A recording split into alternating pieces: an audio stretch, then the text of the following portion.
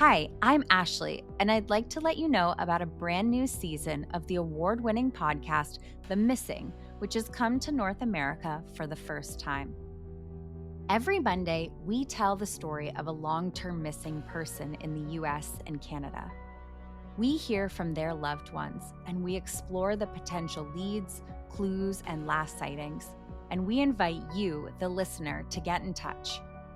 Can you help piece these clues together or provide the information which might lead to these cases being solved?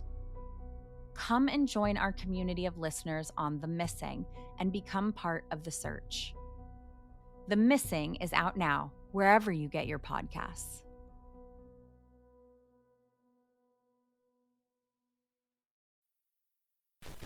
Morning, Johan. Good evening to you. Sorry we got cut off a few minutes ago. The fault is always with us. Well, listen, thanks for bearing with. No problem. Firstly, I need to let you know that this chat is being recorded. It's so we can keep track of everything here in London, yeah? So now, the statement I'm about to say, it's exactly what I have to say to everybody, Johan, and it's going to sound incredibly formal, but it's really just so everybody understands where I'm coming from and where we all are legally, yeah? Yeah, I understood. Great. So this interview is in relation to the death of Dr. Andrew Fairfield. The aim is to establish accounts from everyone stationed at Bowers Wilson to gain an understanding of the circumstances surrounding his death and to establish the course of his dying. You are not suspected of committing any offence at this time, and as such you are not under arrest, and this interview is not being conducted under police caution. Do you understand all that? Yes. Great. For the recording, I'm DCI Tessa McAllister. As ever, please feel free to call me Tessa. The time is 21:30 GMT on the 25th of June, 2023. There's no one else on this side of the call in London. Would you mind stating your name, please, for the recording, and let me know if there's anyone else alongside you on this call? Johan? I thought this call was with me alone. Oh, it is, absolutely. Sorry. Apologies, this is just all protocol. You know, this would feel a lot more informal if I was just there with you in person. I can only apologise. No, I get it. Johan Gunnarsson. I am alone here. I have a feeling I will also be talking a lot about protocol with you. Yeah, okay. Well, we'll get to that, I'm sure. How are you holding up there, Johan, since we last spoke? Yeah, okay. Great. Okay, look, I'd like to go back to the night that Drew was found. Can you tell me what your movements were that night? I mean, as in as much detail as you possibly can. That would be really helpful. You know about the midwinter party, yes? Yeah. There was a dinner, buffet, more food than normal, music, but everything was more or less the same. People were drinking. I didn't drink so much. I then left to have a call with Joni in the US. Mm-hmm. Can you tell me who was at the party? Everyone came, but some people left early. I think I saw Jesseline leaving when I did. I think Hira went very early too. Mm-hmm. The others were all then chatting, listening to music, and of course drinking when I went. And what time exactly was your call with Joni? The call was scheduled at 9 p.m. our time, so I left a little while before that to prep for it. Mm-hmm. I can't remember exactly how long the phone call lasted. His calls are normally scheduled for an hour. I stayed in the office to do some catch-up, probably another hour. Okay. Next thing, Maria was at my office door. She was worried Drew had gone outside. He hadn't come to bed. I mean, normally this wouldn't be a problem. People get drunk, go for a walk off base. Mm-hmm. They're not supposed to go without signing the logbook, but I've seen that happen before. So that wasn't my first thought. All right, yeah. Go on, please. Right, we checked all over the base, but we didn't find Drew. No one had seen him. I spoke to everyone, I think. No, not Felipe. I opened his door, but he was asleep, so I didn't wake him. Right. Then I checked the locker room with Maria. Most of Drew's outside gear was gone. So then I had to assume he'd gone out. As I say, he hadn't signed out in the log. So then I went to track the GPS on his coat using my office computer. GPS showed he was off base and he wasn't exactly close by. And that's when Matteo and I decided to go look for him. Okay. So we suit up, we put our outer gear on, we follow the GPS tracking, and maybe about 30 minutes later, we find Drew's body. Mm-hmm. Can you describe to me what happens after that? And then we have to get Drew up out of the crevasse, bring him back. It took a little time. We carried him back. Arrived maybe 100 hours. Mm-hmm. I can check the time because after I called Jasreen to come look at Drew, I left immediately to put a call into Keone. I mean, that's basically everything. After that, we put further protocol in place, and I don't know what else you want to know. No, thanks. Thanks for taking me through all that, Johan. Look, I know none of this can be easy, so I really appreciate it. Just so I can get this clear for myself, what I want to do is I want to break down what you've told me and then maybe go into a bit more detail. So, you had dinner, you didn't drink very much, you left the party around 9 p.m. to make a phone call with Keone, a catch-up call. It was a little earlier than that to get myself ready. The call was at 9 p.m. exactly. Right. Could you explain to me what was discussed on this call exactly? It's a weekly scheduled call. We discussed the week that has passed. The week to come, obviously, Mark's condition took up a large piece of the call.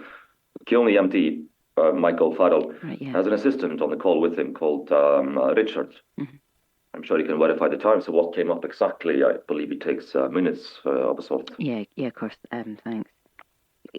Can you tell me then, Johan, what did you do after the call? I had some work to do and, life admin. So I stayed in my office, sent an email to my son. The next time I heard anything, Maria was at the door. So Maria is telling you Drew hasn't come to bed. She's looked round the base. She can't find him. She thinks he's gone off base. Am I getting this right? Yeah. Mm-hmm.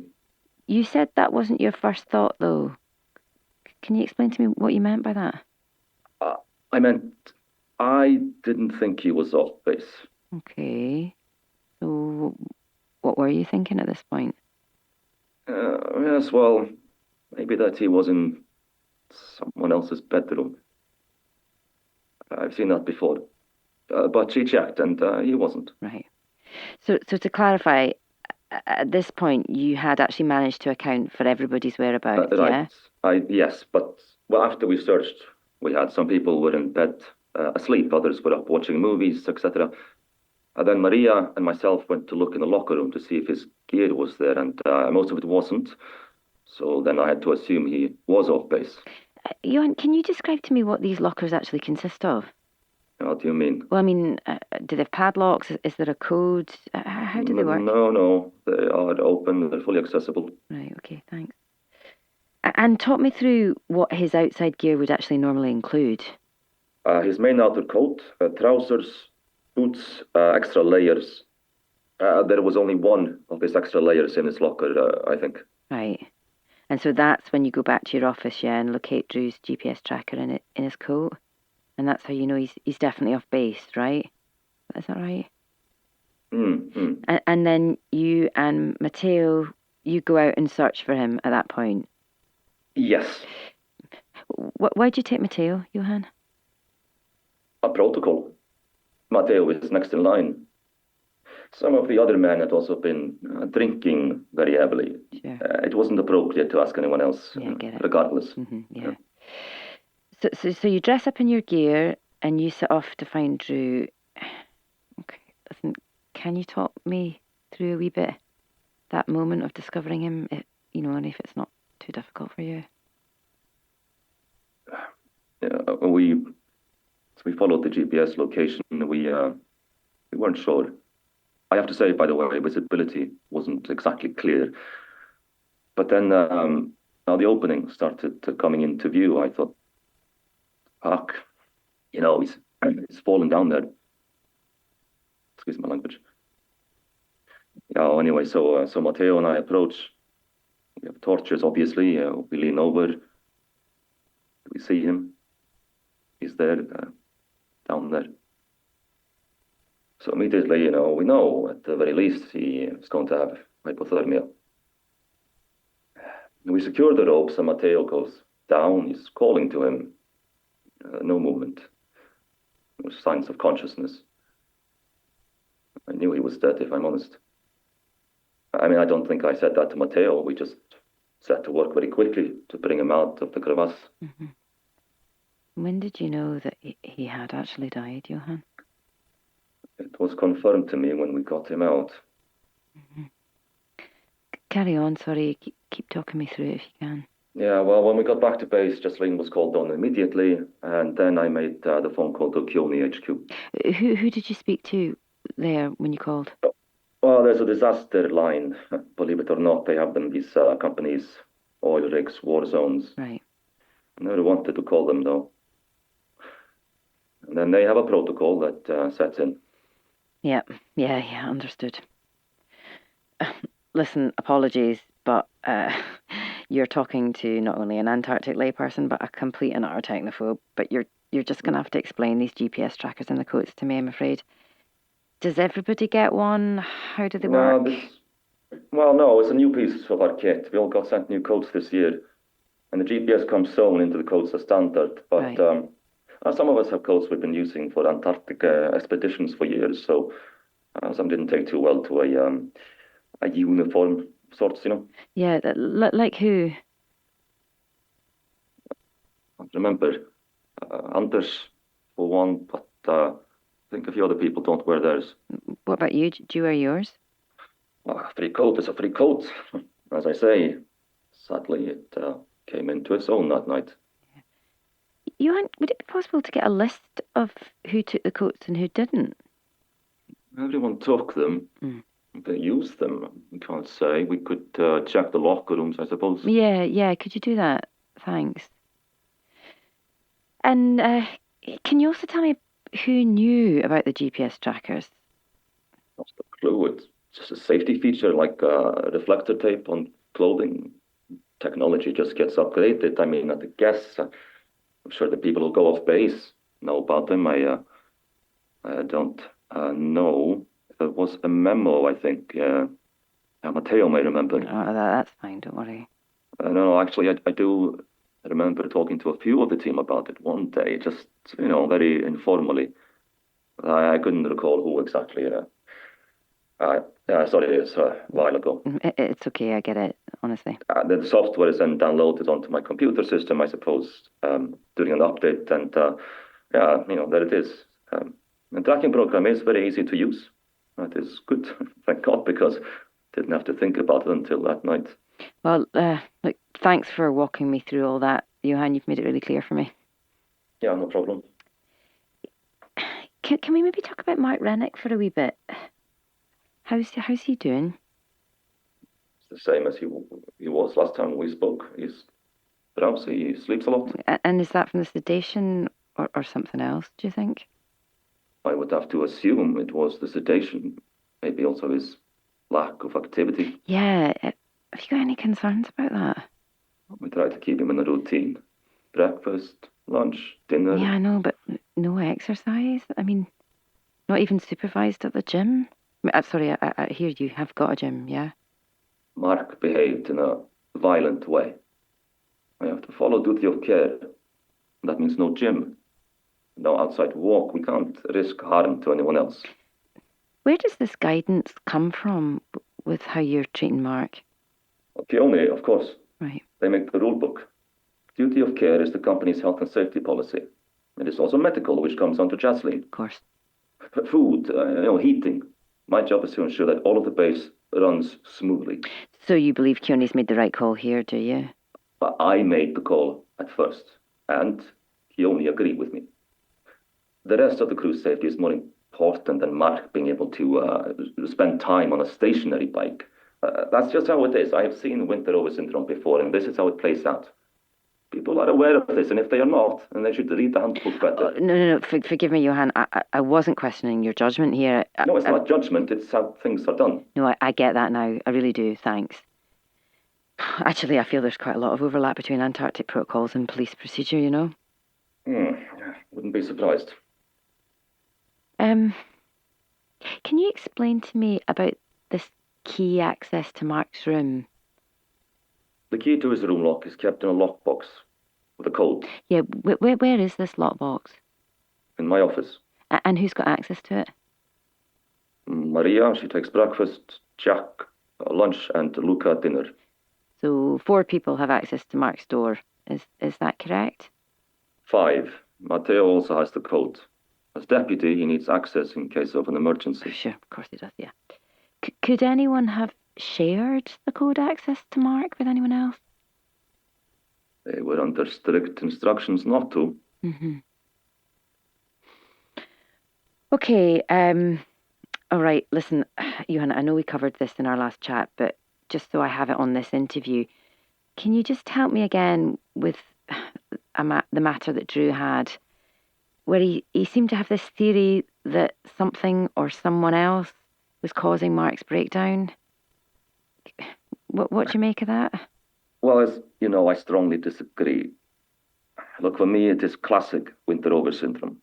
I don't want to sound in any way unsympathetic, but winter-over syndrome is a hazard of the job. It's not totally uncommon. It's happened before. I've seen it with my own eyes. And Jocelyn is in agreement. And whilst it's very sad that Mark has to be, for want of a better phrase, locked up, he will also be entitled to compensation. Compensation? Yes. What is that, an insurance thing? I don't know. Maybe it's not a small amount of money, about $150,000 maybe. Oh, I might have got that wrong. It might depend on how long you suffer for. I'm not really sure. So Mark will be looked after. Is that what you're saying? Well, he is being looked after now, but yes, Keone will also take care of him later. Like I say, it's a hazard of the job, like frostbite. Yeah, well, you can prevent frostbite, though.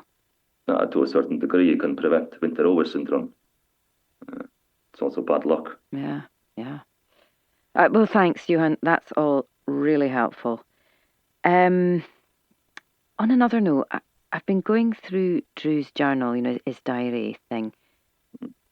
He seems to have some concerns about Scott's redacted criminal record. Have you got some thoughts on that? Yeah, Scott is a good person. I've seen a lot of people come and go at these places. You can tell good ones from the rotten apples. Scott is an excellent guy. Mm-hmm. I've known a number of people over the years here who have had a past, a criminal conviction, etc.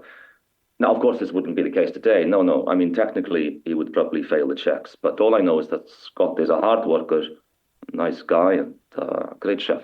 Yeah, can you explain to me why were his records redacted? No, this I have no idea about. Yeah, but how did you know about it, though? Scott confided in me. And you actively kept it a secret from everyone else, did you? It's not for me to talk about anyone's past to anyone else. Mm-hmm. But you did tell Matteo, yeah? Yes, because I felt protocol dictated it. Was that because of Scott's outbursts, was it? For goodness sake, I mean, I think the younger generation get very overreactive to what they consider to be right and wrong. They're very black and white about it. Do you mean Drew specifically here? Yeah, sure, Drew's generation. What do you call them? Millennials? Snowflakes. There's a big difference with what Mark did to what Scott did. A million miles apart. I spoke to Scott. He calmed down. He apologized.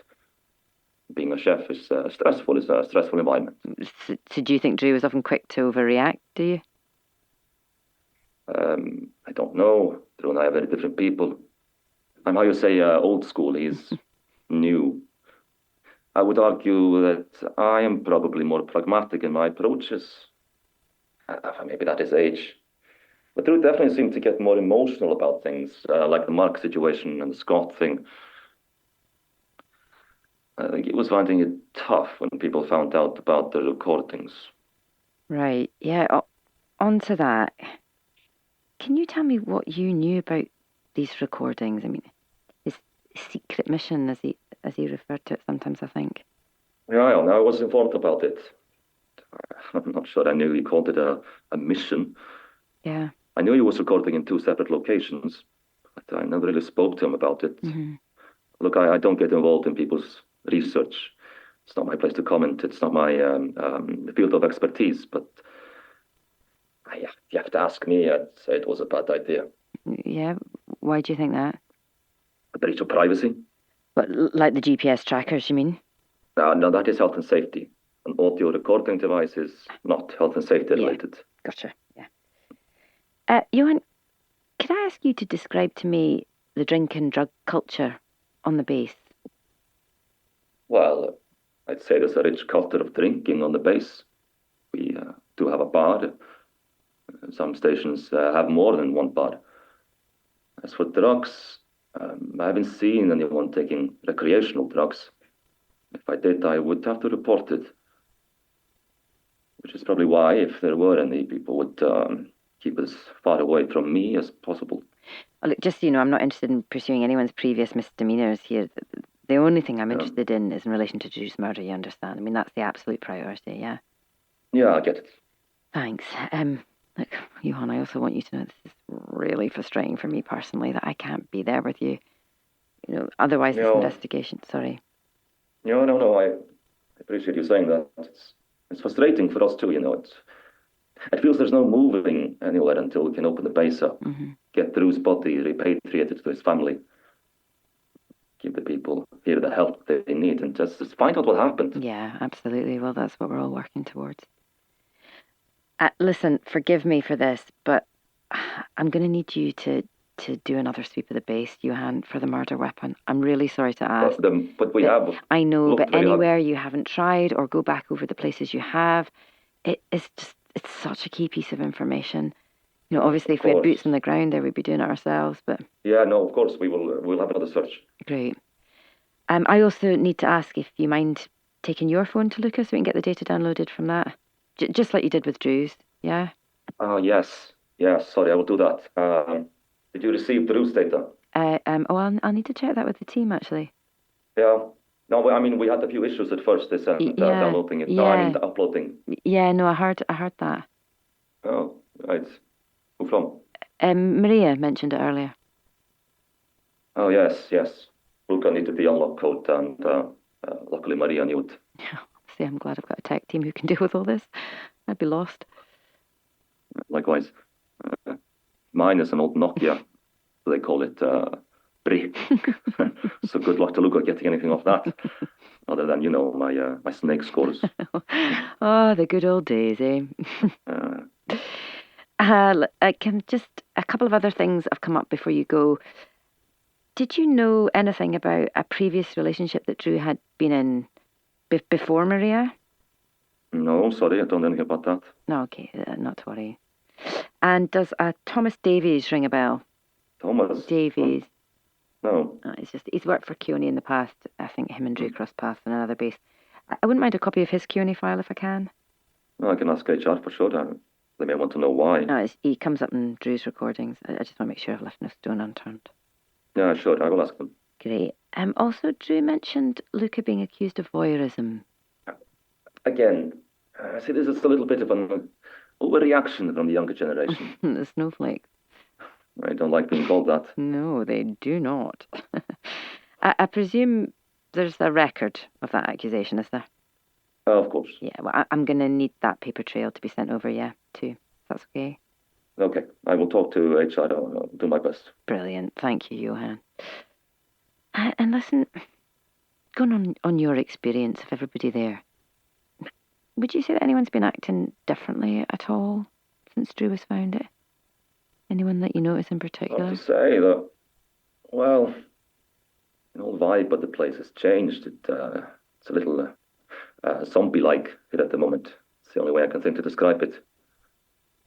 Maria has withdrawn, as has Hera. Mind you, Hera's withdrawal started around Mark's breakdown time. Okay.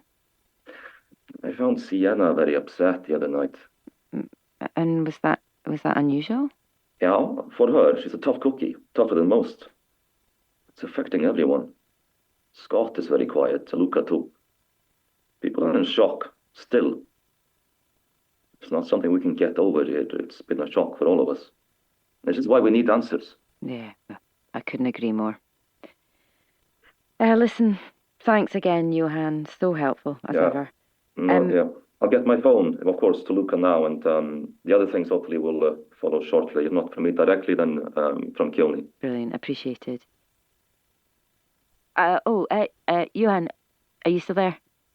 Yeah. Ah, great. Are you left or right-handed, sorry? You've listened to the autopsy then, since we last spoke. Yeah, I have.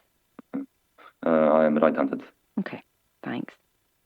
Speak soon. Yeah. Bye, Johan, thanks. Bye-bye. For the recording, the time is 21:54 GMT, 25th June 2023. Get all the files now. Sign up at coldtapes.com and go ad-free.